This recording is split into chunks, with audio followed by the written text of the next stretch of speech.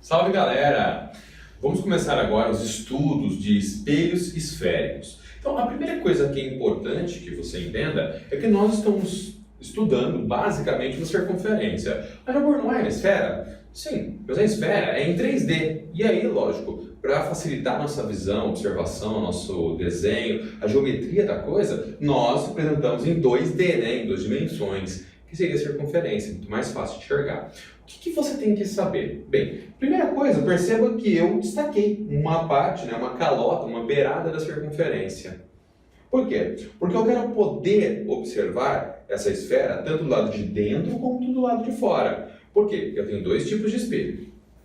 Se o lado de dentro é o lado espelhado, o lado de dentro da colher, da concha, o lado de dentro do lado espelhado, nós chamamos esse espelho de espelho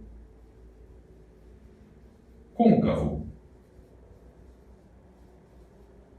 Se o lado de fora é o lado espelhado, nós chamamos esse espelho de espelho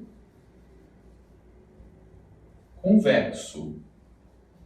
Então lembra, se o lado de fora, o lado externo é espelhado, tá? O lado de fora da colher é um espelho convexo, externo, convexo. O lado de dentro, o lado do centro, tá? Côncavo, tá? Lembra disso. E para poder realizar esse estudo, nós começamos primeiro representando pontos básicos, mas todos eles em cima de uma reta imaginária, que nós chamamos de eixo principal. Então eu vou traçar uma reta passando exatamente no centro dessa circunferência, tá? E nesse caso eu vou deixar essa reta horizontal. Mas eu quero que você entenda que não é obrigado. Essa reta não tem que ser sempre horizontal, ela pode mudar. É que geralmente, de uma forma generalizada, nós colocamos ela na horizontal. Mas alguns vestibulares já abriram exceções, alguns vestibulares já colocaram ela na diagonal, já colocaram ela na vertical para confundir. Então, entendam os pontos, saiba como eles funcionam, e aí você vai poder construir você mesmo a tua imagem, sem ficar preso apenas a regras já pré-organizadas, tá? Não que eu não vá apresentá-las para você, porque eu vou, mas primeiro eu quero te ensinar como que elas funcionam. Depois nós vamos desenvolver esse raciocínio aí em cima de uns pontos que nós chamamos de raios notáveis, que são comportamentos pré-organizados, para que você possa também agilizar o teu processo. Vem cá. Primeira coisa, a parte dessa reta aqui, ó, vamos lembrar, essa reta vai se chamar eixo principal, tá aqui, eixo principal. O ponto onde ela cruza com o espelho, nós vamos chamá-lo de vértice, tá aqui, é o vértice. O centro da circunferência continua sendo o centro da circunferência. E exatamente no ponto médio entre o vértice e o centro, ou seja, entre o espelho e o centro, nós vamos ter um ponto aqui chamado de distância focal, ou foco. Bem, se eu estou falando que eu tenho um centro, é importante que você entenda que do centro da circunferência até o vértice, eu tenho uma distância, e essa distância corresponde exatamente ao raio dessa circunferência. Eu vou escrever isso para você. Essa distância C vai ser exatamente igual ao raio da circunferência. Por isso que você vai encontrar esse C como sendo centro de curvatura, tá? Raio de curvatura. Ele está indicando para você exatamente uma distância que você já conhece na geometria. E aí fica mais fácil de referenciar. E como eu te disse, o foco ele é o ponto médio. E se ele é o ponto médio nessa relação, a distância que eu tenho do foco até os espelhos e até o vértice vai ser a metade desse raio. Vou escrever isso para você. Então, a distância focal é um valor que corresponde à metade do valor do raio. Então, se eu falo para você que o espelho tem um raio de 20 centímetros, o foco obrigatoriamente vale 10 centímetros. Tá? Isso não importa se o espelho é côncavo ou convexo. Depois vamos trabalhar na parte analítica com a questão de ser positivo ou negativo. Mas é outra história, uma coisa de cada vez. Então, esse é o primeiro ponto que eu quero te mostrar, que seria exatamente a nomenclatura, que é muito importante. Segundo ponto, como que você vai representar? Qual a diferença? Como eu te disse, a diferença de um espelho para o outro está exatamente do lado que é espelhado. Então, os pontos nos quais eu me referenciei, ó. Então, aqui está o seu eixo principal. Eu tenho aqui o vértice, o foco e o centro. Aqui é a mesma história, tá? Independente de qual tipo do espelho que você está trabalhando, os pontos não mudam. Por quê? Gente, o centro de uma circunferência, ele tem que estar lá de dentro da circunferência. Isso não tem como você mudar. E o lado espelhado não faz a circunferência virar. Ele faz simplesmente mudar o ponto de observação. A circunferência é uma circunferência. Ponto. Tá?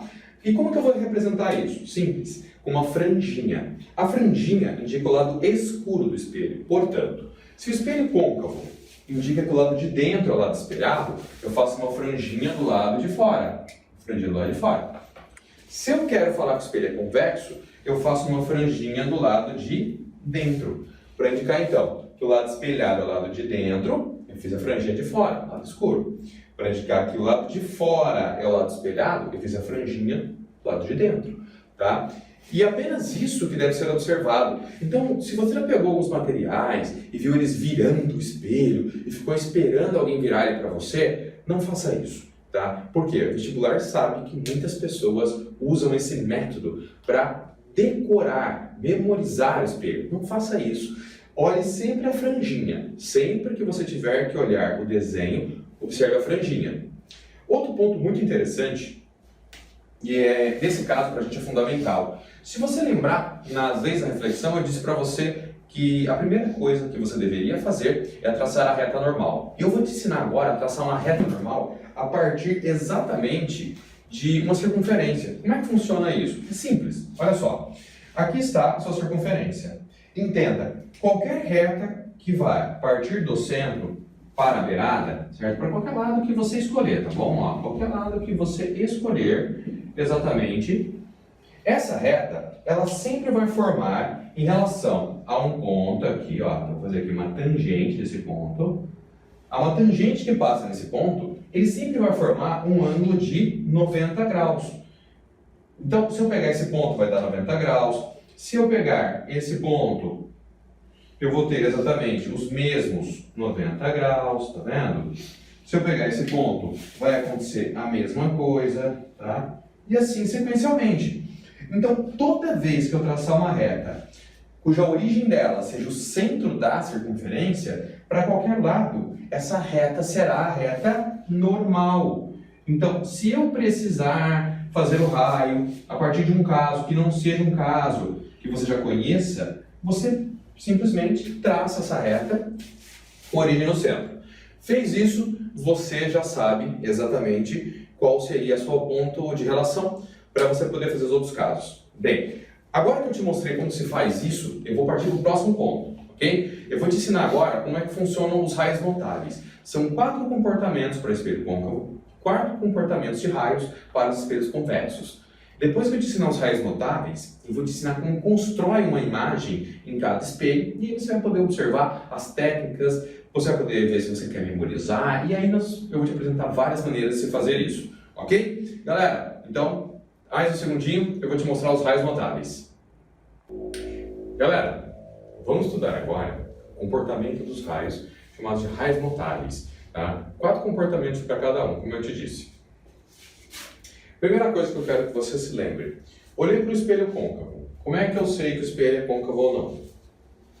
Eu olho simplesmente a franjinha. Então, para saber que o espelho é côncavo, eu tenho uma franjinha do lado de fora da curvatura. Está aqui, franjinha. Tá?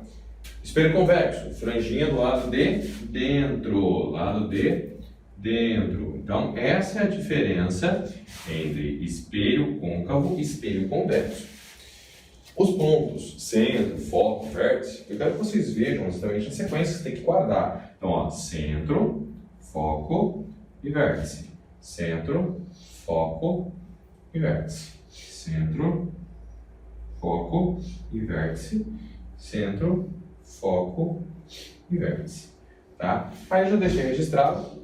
Bonitinho. Então, centro de curvatura, distância focal e vértice, que também representa o espelho, a posição do espelho. Ok? Voltou. Primeiro raio que eu quero que você saiba é o raio que vem paralelo ao eixo principal. Então, lembra, essa reta aqui horizontal, nós chamamos ela de eixo principal, tá? Então, aqui está o teu eixo principal. Você não precisa ficar botando EP toda vez, isso não é obrigatório, tem que saber que é o eixo, tá bom? Então, o primeiro raio, se o raio vem paralelo ao eixo, ele vai bater exatamente no espelho e quando ele voltar, ele vai em direção ao foco. E não importa se esse raio está vindo por cima ou se esse raio está vindo por baixo. Por quê? Ele bateu aqui paralelo, ele tem que obrigatoriamente voltar para o foco. Tá? Agora, o mesmo caminho que eu faço na ida, eu faço na volta. Princípio da reversibilidade. Então, isso quer dizer o seguinte. Se eu tivesse uma lâmpada e a posição dela em relação a esse espelho representasse a distância focal, o meu raio sairia daqui exatamente, ou passando por aqui, não importa. E ao bater no espelho, ele voltaria ficando, nesse caso, paralelo. Eu posso achar esses dois casos isoladamente de acordo? Pode sim. Perceba. O primeiro caso, ele aparece, por exemplo, em um lugar chamado antena parabólica. Então, a antena parabólica que nós temos aqui, o que acontece? Você tem um receptorzinho virado para dentro, né? Tá aqui, mais assim. Ele faz o quê? Ele pega os raios que estão chegando até ele, as ondas, no caso, eletromagnéticas, e ao recebê-las, elas vêm em vários pontos lá, as que chegam aqui chegam todas paralelas, certo? Então, chegaram aqui todas elas, ó, paralelas. O cara que vai lá na tua casa e ajusta a antena, ele tem que colocar esse receptor num ponto que é a distância focal, porque quando ele bate ali na antena parabólica, né, ele volta e eles se concentram exatamente no receptor. Então tá aqui.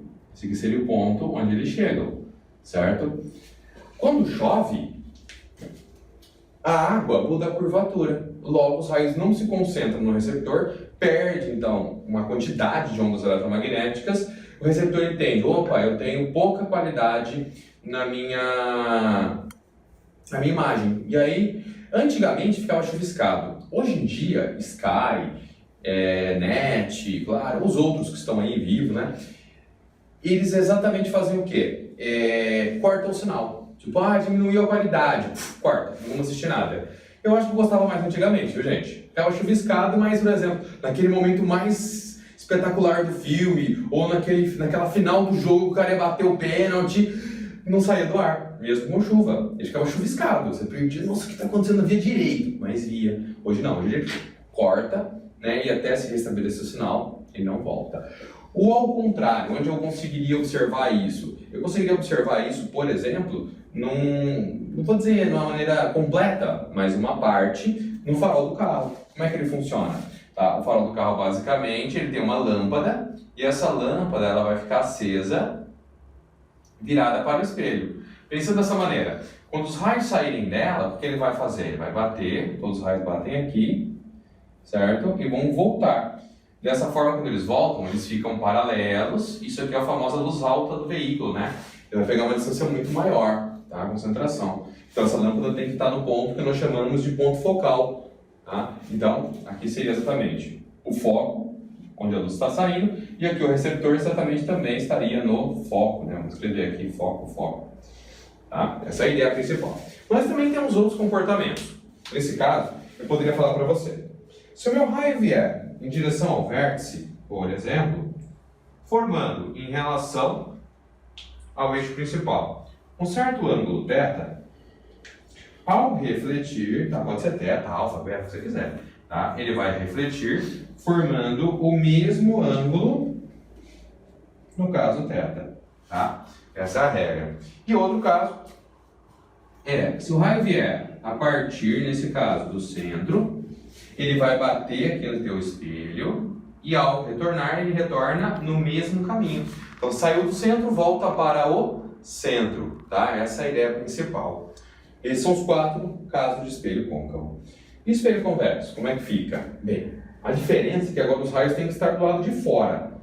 Tá de fora. Então, como é que ficaria? O meu raio vem paralelo. No espelho côncavo, esse raio, quando ele chega paralelo aqui, ele vai para o foco. Ali, ele não tem como ir para o foco. Por quê? Porque exatamente o raio não entra no espelho. O raio é refletido pelo espelho. Então, a partir desse ponto, eu vou traçar aqui, ó, pontinho, a partir do foco, né, ó, tá aqui bonitinho. E aí eu sei o quê? Que o meu raio vai refletir e o caminho que ele vai fazer é o quê? Em paralelo, reflete com prolongamento a partir do foco. Com prolongamento a partir do foco. Essa é a ideia, certo? Então, a partir do foco, eu falo o caminho que ele vai fazer. E o ao contrário, se o raio estiver vindo, nesse caso, em direção ao foco, vamos ver aqui. Está aqui o meu raio bonitinho, eu não sei para onde ele está indo. E eu já vou aproveitar e vou colocar para você ter uma ideia do que eu estou dizendo. Tá? Ó, eu não sei para onde ele está indo, mas, por exemplo, vai, ó. Está aqui bonitinho, certo? Para quem está olhando aqui, está percebendo que, olhando a inclinação, quase não tem diferença. Quase não tem diferença. Mas tem. Repare, se o raio estiver vindo aqui, eu esticar ele, ó, tchuc, e ele estiver vindo em direção ao foco, ele vai retornar paralelo. Porém, se eu esticar ele, e der no centro da circunferência, ele vai fazer o quê? O mesmo caminho que ele fez na ida, ele faz na volta. O mesmo caminho que ele fez na ida, ele faz na volta. Percebeu? Então, essa é a diferença básica e que você tem que tomar muito cuidado. Se ele vem em direção ao foco, ao refletir, ele volta paralelo. Se ele vier em direção ao centro, ao refletir, ele volta pelo mesmo caminho. E o último caso, né, seria o seguinte: se o raio vier em direção ao vértice, formando em relação ao eixo principal um certo ângulo θ, ao refletir, ele continuará formando o mesmo ângulo θ em relação, nesse caso, a referência que nós temos aqui, exatamente é o eixo principal, né? Repare que aqui eu não fiquei escrevendo o eixo principal, como eu fiz aqui, porque eu te falei, não precisa ficar colocando o eixo principal, tá? É só você saber para que ele serve. Mas toda hora colocar E, tá vendo? Fica muita coisa no seu desenho e às vezes acaba atrapalhando. Mas é bom que você entenda, saiba como que funcionam os 4 casos para espelho côncavo, os 4 casos para espelho convexo. Jabur, se eu quiser usar a normal igual você me ensinou na circunferência, bem, funciona do mesmo jeito. Todos os casos aqui, gente, eles são baseados exatamente nesse comportamento. Então, funciona da seguinte forma, tá? Se eu vier aqui, por exemplo, vou pegar o primeiro caso de cada um para você entender, tá? Só para você exemplificar. Eu venho aqui no ponto onde o raio bateu, que é o ponto de incidência. Venho aqui no centro, tá vendo? Tá vendo? E eu traço aqui, ó, a partir do centro, lembra? Tracei aqui uma reta. Essa reta é a reta normal. Logo, meu ângulo de incidência tem que ser igual ao meu ângulo de reflexão. Simples assim, tá? Posso fazer em todos os casos que vai dar igual. E aqui é igual. Eu venho aqui, por exemplo, ó, a partir do centro, vou no ponto onde o raio bateu, tá vendo? Que é o ponto que me interessa, chamado de ponto de incidência, já falamos bastante dele. Eu traço uma reta aqui, ligando esses dois pontos. Essa reta, essa reta é a reta normal. Logo, se eu observar o ângulo aqui e aqui, eu vou perceber que o meu ângulo de incidência é igual ao meu ângulo de reflexão. Assim como a segunda lei da reflexão diz pra gente. E eu posso fazer esse caso em todos eles, que eu vou ter o mesmo resultado. Precisa? Nesses 4, não. Mas é bom você saber. A FUVEST é um dos vestibulares que já pediu várias vezes casos que não se incluíam nos 4 principais, que seriam os raios notáveis. E aí nós tínhamos que ter essa noção. Como fazer na normal para exatamente buscar aquela saída pela tangente. Ok? Isso é importante. Ok, galera? Agora com esses raios, para que eles servem? Eu vou te ensinar agora como usá-los. Vamos fazer a construção das imagens.